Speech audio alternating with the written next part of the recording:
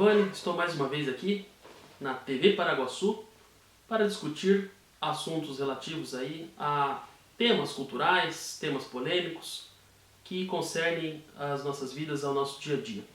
Muito bem, o assunto de hoje é a questão do estudo.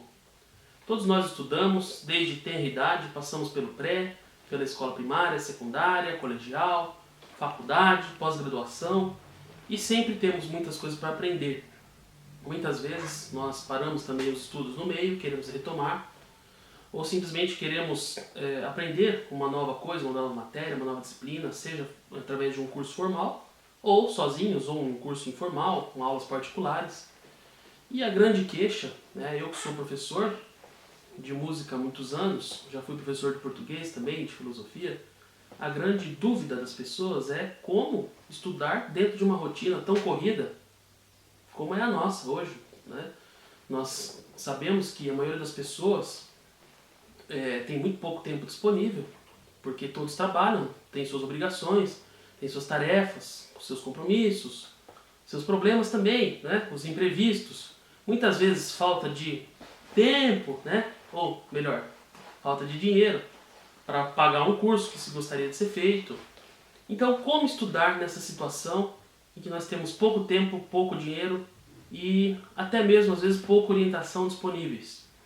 Antigamente, nós sabemos que o nosso ensino público era muito superior ao que é hoje, porque nós tínhamos matérias como latim, francês, inglês. Inglês ainda tem, mas se alguém falar que aprendeu inglês hoje nas nossas escolas públicas ou mesmo particulares, eu acho que é muito difícil encontrar uma pessoa que tenha realmente aprendido a língua e a falar. Mas enfim, antigamente o estudo era muito melhor porque também eram outras as condições, muito menos alunos por sala de aula, os professores eram melhor remunerados, o próprio programa de ensino era muito superior ao que existe hoje, então as pessoas aprendiam mais e tinham mais referências. Hoje tudo muito corrido, e a intenção é colocar muita gente na escola sem se preocupar com a qualidade. Então, como nós podemos remediar essa situação? Pela minha própria experiência, eu quando estive fazendo meu curso universitário, ou mesmo as pós-graduações que eu fiz especialização, fiz mestrado, fiz doutorado, eu tinha muita dificuldade também para estudar, encontrar tempo para isso, porque são muitos compromissos. E eu recentemente desenvolvi uma técnica, que eu gostaria muito de ter aprendido isso antes, e eu vou passar para vocês essa dica porque isso pode poupar muito tempo e muito esforço. É uma coisa muito simples. Na verdade, são duas as dicas que eu quero dar hoje. A primeira delas é a seguinte: como nós estamos sempre correndo para cima e para baixo, para um lado e para o outro, o que nós temos que fazer? Se nós quisermos estudar, a única forma de nós fazermos isso vai ser no nosso dia a dia. Não teremos outro tempo. Porque nós chegaremos nas nossas casas cansados, e o que nós vamos fazer? Nós vamos descansar, vamos assistir uma televisão, vamos dormir, ou vamos fazer uma ginástica para desestressar do dia a dia. Não adianta a gente chegar cansado e achar que você vai conseguir estudar, porque não vai. Então a gente leva os livros, por exemplo, vai para o banco, a fila está grande, lê um capítulo de um livro inteiro. Ontem mesmo eu fui à lotérica, que os bancos estão em greve aqui em Paraguaçu, e fiquei meia hora na fila. Eu consegui ler um capítulo inteiro de um romance. Coisa que se eu sentasse para ler à noite, depois de chegar em casa cansado, ainda mais de aguentar a fila, eu dificilmente teria atenção para ler. Nós temos que ler em todos os momentos possíveis. Por exemplo, quando eu pego uma carona com alguém no carro, eu também consigo ler. Eu vou lendo no banco do carona.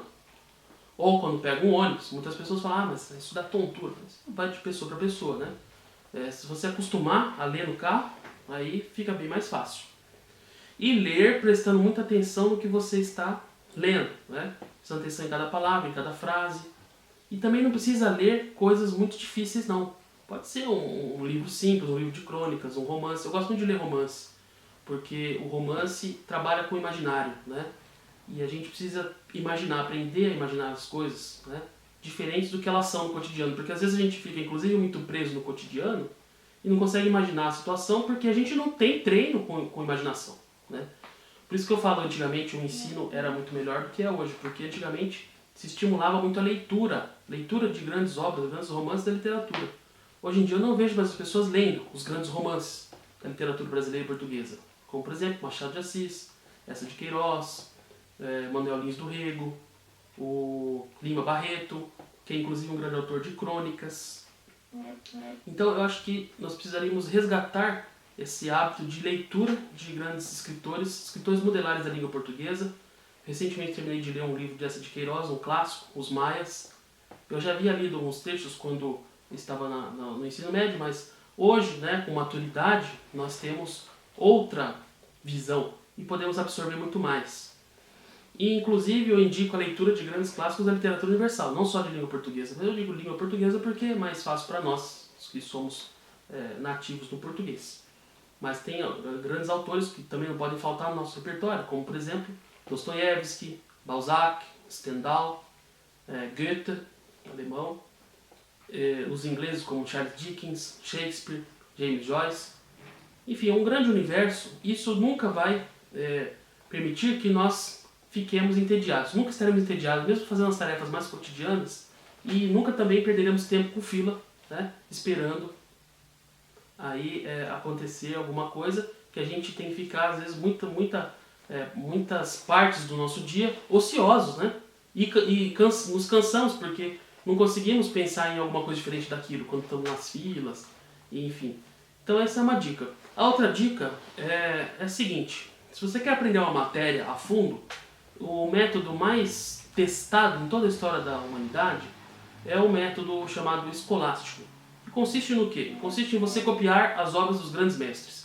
Então, quando você quer aprender a escrever, por exemplo, o melhor a se fazer é começar, né, a aprender copiando as obras dos grandes escritores. É simples, não precisa nem copiar o livro inteiro, mas copiar uma página por dia, né, um parágrafo por dia, que seja.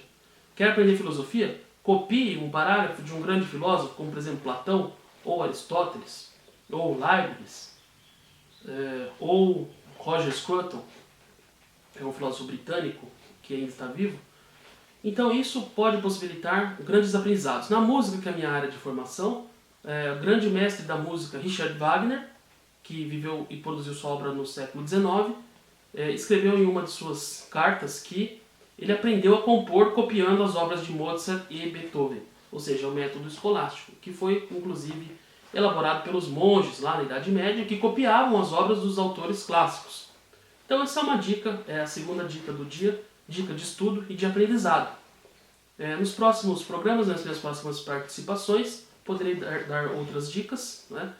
Sempre no intuito de ajudar os nossos telespectadores em seus estudos, porque como eu tenho trabalho pedagógico, essa é a minha função mesmo, e eu gosto de falar sobre isso, porque como eu gosto de estudar e aprender coisas novas, eu também acho muito interessante que as pessoas possam também ter essa possibilidade, né?